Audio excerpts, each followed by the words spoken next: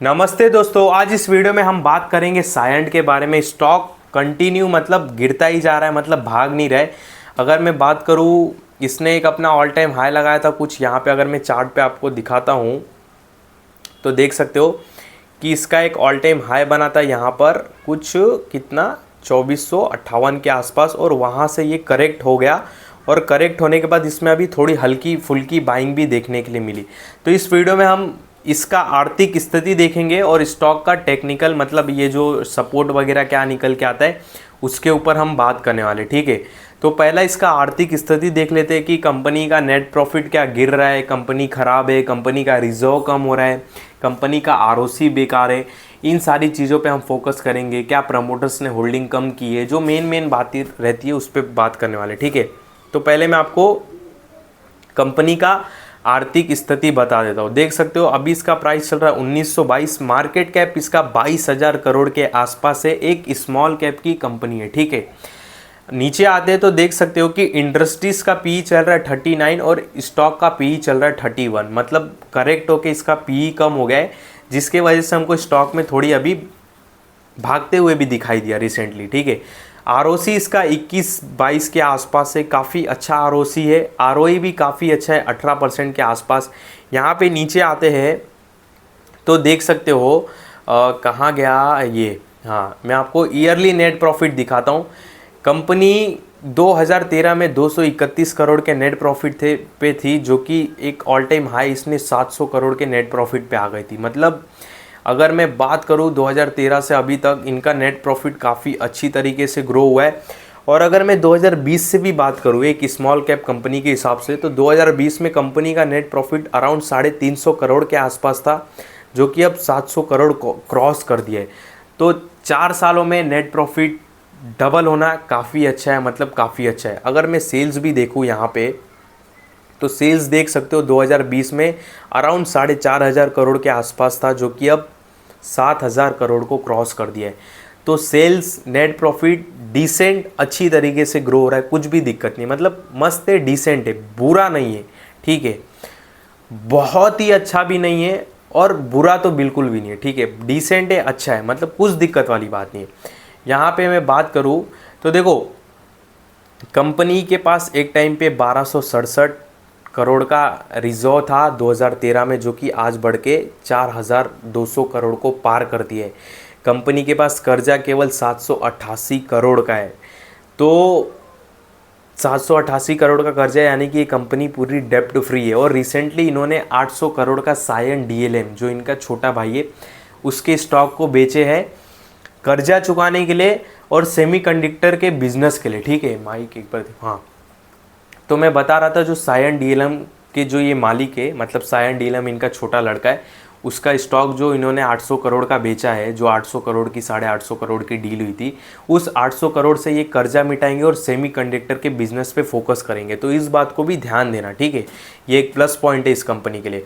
तो रिजर्व अभी भी काफ़ी अच्छा खासा पड़ा है, 4,200 करोड़ के आसपास। बोरोइंग की बात करूँ तो केवल 788 करोड़ है, यानी कि कर्जा नहीं है कंपनी के पास, कंपनी डेप्ट फ्री है। इन्वेस्टमेंट करके रखा है 436 करोड़ का। अदर असेट्स में बात करें तो इनके पास एक्स्ट्रा कैश भी पड़ा है 984 करोड़ का, यानी कि कंपनी ऑलमोस्ट 5,000 करोड़ के कैश पे बैठी है। और इनके ऊपर कर्जा कितना है, केवल 788 करोड़ के आसपास।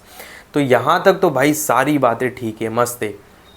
नीचे आते तो देखो अब आते प्रमोटर्स की होल्डिंग 23% की है। एफआईज की होल्डिंग 29% के आसपास की होल्डिंग है। एफआईज की होल्डिंग देख लो, हाँ 29.5% के आसपास है। और डीआईज की होल्डिंग 27% के आसपास है। एफआईज से होल्डिंग निकल के डीआईज के पास जा रही है, इस बात को ध्यान देना, यानी कि बड़े प्लेयर से होल्डिंग निकल के बड़े प्लेयर के पास जा रही है। तो कुछ दिक्कत वाली बात नहीं है। अगर मैं पब्लिक की बात करूँ तो पब्लिक की होल्डिंग सेम है, अराउंड 19% के आसपास, 19.5%। तो कंपनी की जितनी 100% हिस्सेदारी है, उसमें से 80% हिस्सेदारी केवल बड़े लोग होल्ड कर रहे हैं। तो यार काफ़ी अच्छी बात है। मतलब इसका मार्केट कैप है 22,000 करोड़। तो 22,000 करोड़ में से अराउंड कितना, 20,000 करोड़, 19,000 करोड़ का जो मार्केट कैप है वो केवल बड़े लोग होल्ड कर रहे हैं। तो भाई काफ़ी अच्छी बात है और उनके पास ही रहना चाहिए, क्योंकि बड़े लोग ही स्टॉक को चलाएंगे, ये पब्लिक नहीं चला सकती, ठीक है। पब्लिक 5 6 10 20 शेयर करके किसी स्टॉक को नहीं चला सकती। जब भी स्टॉक चलता है बड़े लोगों के कारण ही चलता है, इस बात को याद रखना।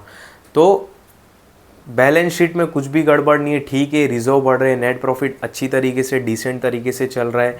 प्रमोटर्स डीआईज ने अपनी होल्डिंग बढ़ाई है, एफआईज से होल्डिंग निकल के डीआईज के पास गई है।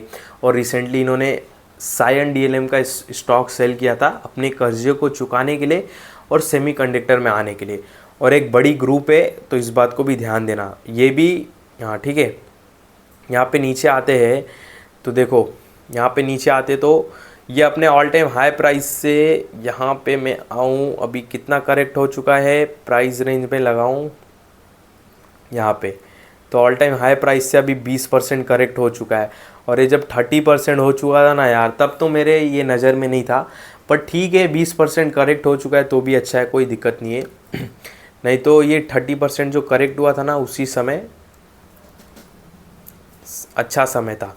देखो इसका एक सपोर्ट ये निकल के आएगा, ठीक है, 1935 का, ठीक है, 1935 का एक सपोर्ट निकल जाएगा। देखो क्या परफेक्ट तरीके से सपोर्ट लगाया मैंने, ये कैंडल देख के सपोर्ट लगाया। और अगर मैं जब पीछे करता हूँ तो यहाँ भी देखो ये कितना परफेक्ट तरीके से आ गया, ठीक है।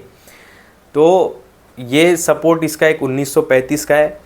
और एक इसका रजिस्टेंस देख लो, अगर ये क्रॉस कर दिया तो कुछ बड़ी मूवमेंट भी फिर देखने के लिए मिल सकता है। ये 2190, और मेरे को लगता है कि इस बार कर देगा ये, ठीक है। तो ये इसका एक सपोर्ट निकल के आता है भाई, देख लो। हाँ, यहाँ पे 1935 का सपोर्ट निकल के आता है। 2190 के बाद कुछ बड़ी रैली भी देखने के लिए मिल सकती है, इसमें ध्यान देना। और मेरे ख्याल से ये इसी दो लाइन के बीच में थोड़ा टाइम पास करता रहेगा, टक टक टक टक टक टक, और जब फायर होगा तो पूरा फायर हो जाएगा, ठीक है।